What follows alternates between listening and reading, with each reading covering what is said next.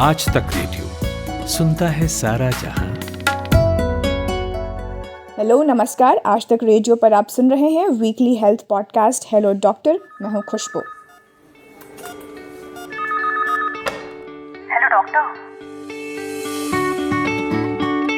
Hello doctor Aaj Tak radio की एक खास सीरीज है जिसमें हम आपकी सेहत से जुड़े टॉपिक्स पर काम की जानकारी आप तक पहुंचाते हैं स्पेशलिस्ट डॉक्टरों से बात करके।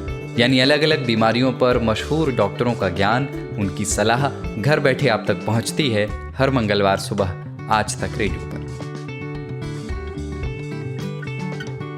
सर्दियां तो शुरू हो गई हैं, गर्म कपड़े भी अब तक निकल चुके होंगे। इस मौसम में सबसे मुश्किल काम जो होता है वो सुबह जल्दी उठना और रजाई या कंबल से बाहर निकलकर काम करना होता है।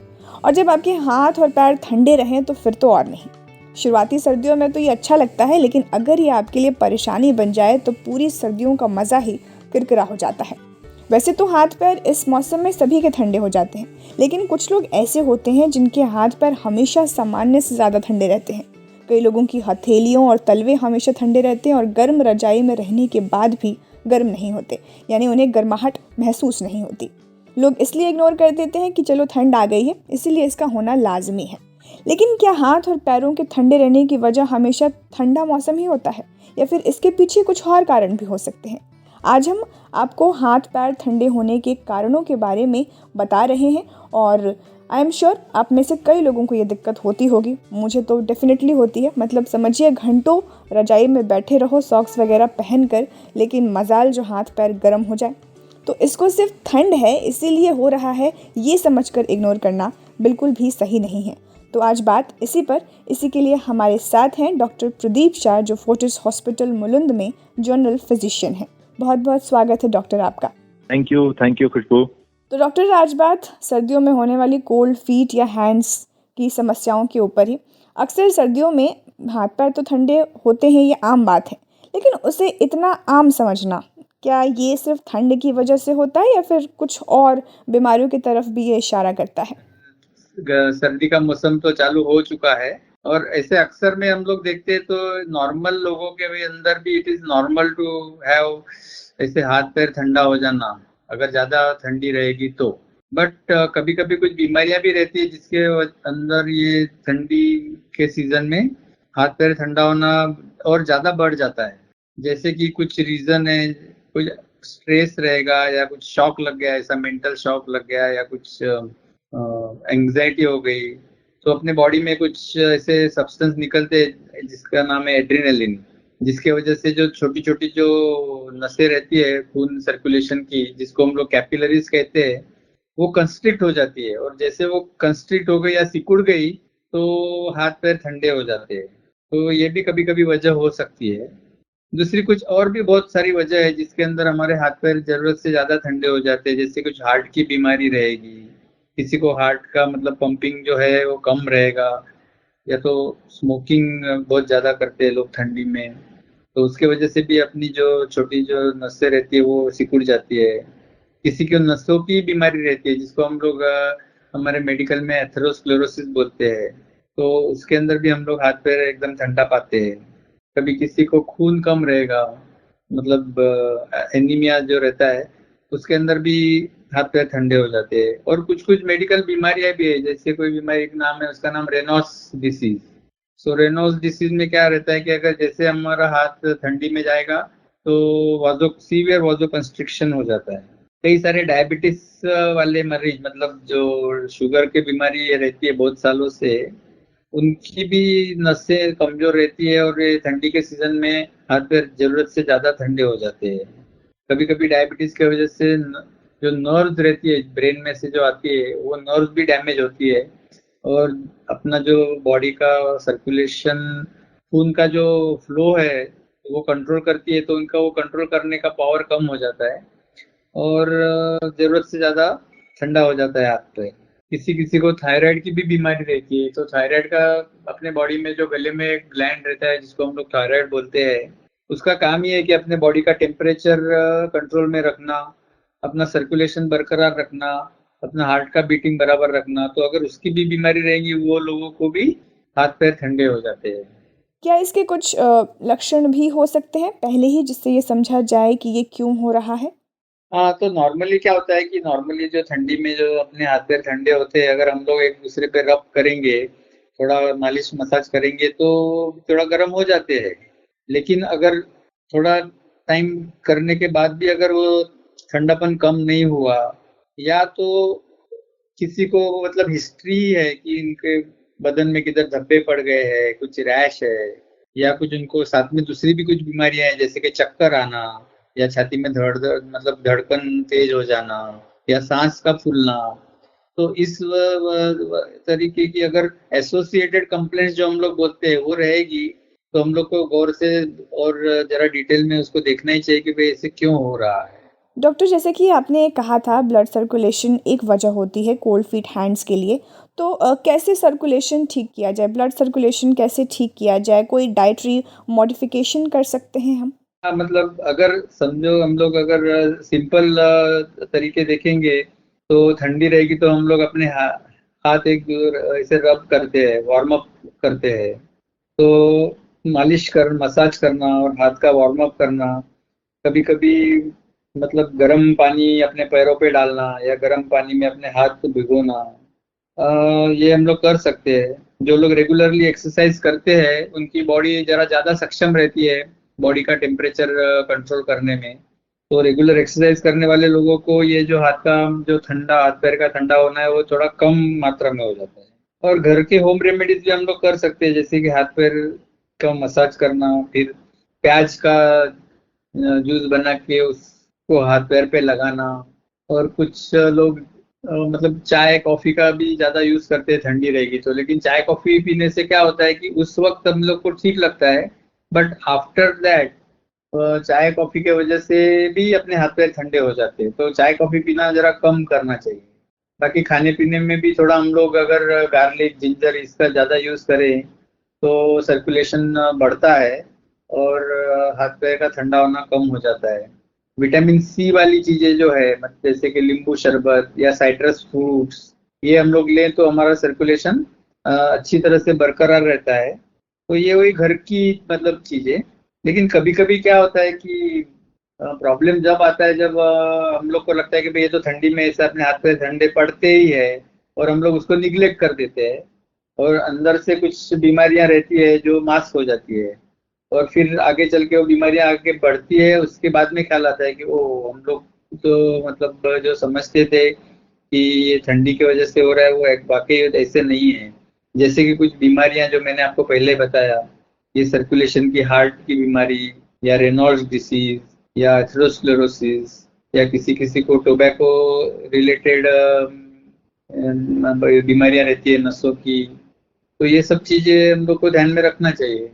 ठीक है डॉक्टर, तो ये तो कुछ आपने डाइट और होम रेमेडीज़ की बात की, इसके अलावा और क्या कर सकते हैं इस समस्या से डील करने के लिए?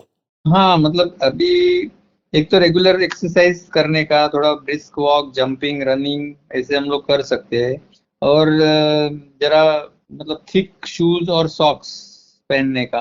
हीटिंग पैड है या रूम हीटर्स का इस्तेमाल तो सब लोग करते ही है, बट घर पे आते ही हम लोग अपने पैर गर्म पानी में अगर हम लोग थोड़ा 2-5 मिनट के लिए भिगो देंगे तो नेचुरली ठंड भी कम हो जाएगी और सर्कुलेशन भी बढ़ जाएगा। और कुछ कुछ लोग पोटैटो वाटर में बाथ लेते हैं, या ऐसे बहुत सारे नुस्खे अपनाते हैं।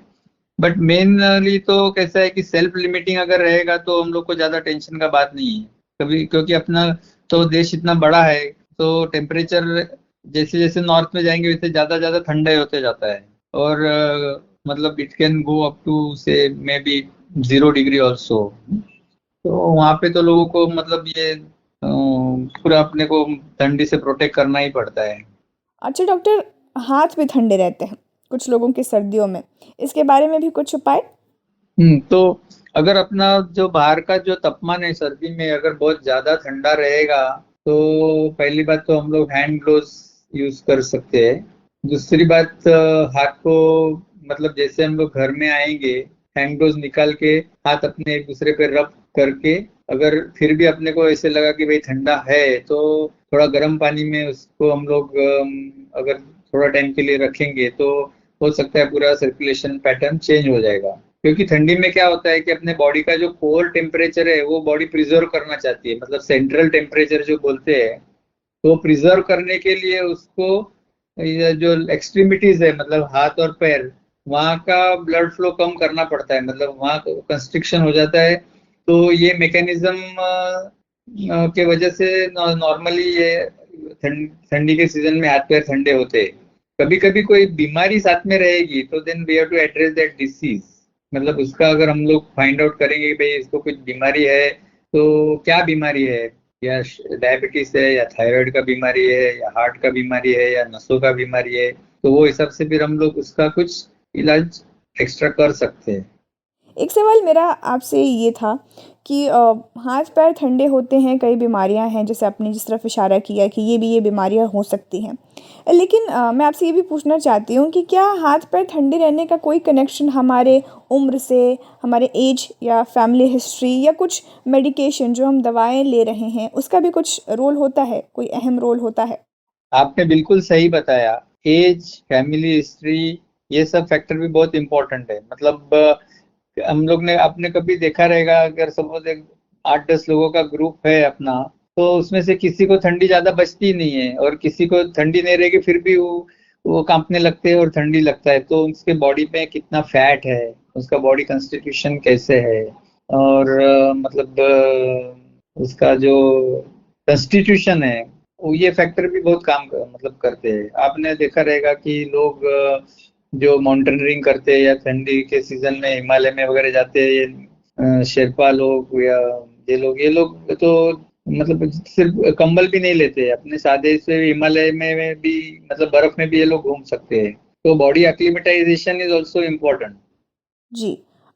एक नेशनल इंस्टीट्यूट ऑफ हेल्थ की तरफ से 2018 में डॉक्टर एक स्टडी की गई थी जिसमें हाथ पैर ठंडे होने की जो एक वजह बताई गई वो लो ब्लड प्रेशर और पेनफुल पीरियड्स, जिसे मेडिकल टर्म में डिस्मेनोरिया भी कहा जाता है। तो ऐसे टाइम पर क्या चेंजेस होते हैं कि ये हाथ पैर ठंडे रहते हैं? या बिल्कुल आपने सही बताया, ये डिस्मेनोरिया मतलब जो है, इसके अंदर इमोशनल फैक्टर भी रहता है और हार्मोनल फैक्टर भी रहता है। तो जिसके वजह से जो अपनी जो मतलब पेरिफेरल कैपिलरीज जो रहती है, मतलब जो खून लेने वाली जो एकदम माइक्रोस्कोपिक नसें, ये नसों के सर्कुलेशन पैटर्न में चेंज हो जाता है। मेंस्ट्रुअल पीरियड आता है, उस वक्त जो पेन होती है तो हमारे बॉडी में एक सिंपैथेटिक एक्टिवेशन रहता है, वो ज़्यादा मतलब तेज हो जाता है। और हाथ पैर का ठंडा होना, या मतलब ठंडी पीरियड, ठंडी सीजन में भी हाथ पैर में पसीना आना, ये सब चीज़ें हो जाती है। और हम कब इसको डिस्मेनोरिया सिंड्रोम बोलते हैं। या कभी कभी जो मतलब औरतें, लेडीज नियर मीनोपॉज, तो मीनोपॉज में भी ये सब हार्मोनल चेंजेस बॉडी में होते हैं। तो बॉडी का जो सिस्टम है टेम्परेचर रेगुलेशन का, वो थोड़ा डिस्टर्ब हो जाता है। तो ठंडी के सीजन में ज़्यादा ठंडी बच सकती है और गर्मी के सीजन में ज़्यादा गर्मी भी हो सकती है। और एक आखिरी सवाल न्यूबॉर्न बेबीज़ को लेकर और बुज़ुर्गों के बारे में, उनके लिए ये कितना रिस्क फैक्टर है इन लोगों के लिए और क्या क्या उपाय किया जाए? हाँ, तो बेबी का अगर हम लोग बात करेंगे तो बेबी को तो मतलब नेचर ने ऑलरेडी थोड़ा फैट का लेयर ज़्यादा दिया है। सब बच्चे तो सब लोग मतलब मोस्ट ऑफ द छोटे बेबीज जो रहते हैं उनके बॉडी पे फैट का लेयर रहता है to insulate them from the cold. लेकिन उनका जो थर्मोस्टेटिक सेंटर है, जो अपना बॉडी का टेम्परेचर रेगुलेशन करने का सेंटर, वो इतना डेवलप हुआ नहीं रहता है, इट इज इमेच्योर। तो बॉडी का जो मतलब हीट कंजर्वेशन और हीट डेसिपेशन, मतलब अपने बॉडी में की गर्मी अंदर रखना और गर्मी बॉडी से बाहर निकालना, इसका जो मैकेनिज्म है ये उसका इतना डेवलप नहीं रहता है। तो बच्चों को तो हम लोग मतलब वो तो बता भी नहीं सकते कि मुझे ठंड पड़ रही है नहीं पड़ रही है। तो we have to be preempt, मतलब एक्टिवली हम लोग को उनको गर्म, मतलब इसमें उनके कान, मतलब पूरा बॉडी कवर होके रहे, इसका तो संभाल रखना ही चाहिए। और यही चीज कुछ हद तक ओल्ड एज में भी हो जाती है, क्योंकि जैसे आदमी बूढ़ा होता है तो उसका जो वाजोमोटर एक्टिविटी या जो elasticity of the arteries capillaries है वो कम हो जाती है। तो उनको भी ठंडी के सीजन में कोई रिस्क नहीं लेना चाहिए। पूरी तरह से अपने को मतलब socks, hand gloves, muffler, sweater इसके अंदर ही रहना चाहिए। बहुत बहुत शुक्रिया डॉक्टर प्रदीप। अब ज़्यादा ठंडे हाथ पैर आपकी रहें तो ज़रूर डॉक्टर की बातों पर इस सर्दियों में ध्यान दीजिएगा। लेकिन जाते जाते मैं ये भी कहना चाहती हूँ कि यहाँ बताई गई बातें, इलाज के तरीके और जो सलाह दी जाती है वो एक्सपर्ट्स के एक्सपीरियंस के हिसाब से दी जाती है। तो किसी भी सलाह को अमल में लाने से पहले अपने डॉक्टर से ज़रूर पूछें। तो आज के हेलो डॉक्टर में इतना ही। कोई और बीमारी जिसके बारे में आप जानना चाहते हो या उससे जूझ रहे हो और ये चाहते हो कि बाकी लोगों को अवेयर किया जा सके तो अपने सुझाव हमें ज़रूर भेजें। ईमेल पता नोट कर लीजिए radio@aajtak.com। हेलो डॉक्टर के ऐसे ही और एपिसोड्स को आप Hubhopper, Google podcast, Apple podcast, Spotify, जियो7, पॉकेट कास्ट जैसे प्लेटफॉर्म्स पर भी सुन सकते हैं। मैं हूँ खुशबू। फिलहाल इजाज़त चाहूँगी। नमस्कार। सुबह सुबह ऐसा लगता है कि सबकी गाड़ी छूट रही है, लेकिन न्यूज़ भी तो मिस हो रही है। स्कूल, कॉलेज या ऑफिस की पूरी तैयारी तो हो जाती है, मगर देश दुनिया की अपडेट्स ले पाते हैं क्या? तो आपकी प्रॉब्लम का स्मार्ट सॉल्यूशन ये है कि अपनी सुबह की शुरुआत आप आज तक रेडियो के साथ कीजिए। कल क्या हुआ और आज क्या हो सकता है, सटीक एनालिसिस, पहले बड़ी खबरें और फिर अखबारों के चुनिंदा मोती। ये है सुबह का खबरनामा, आज का दिन, मेरे यानी नितिन ठाकुर के साथ।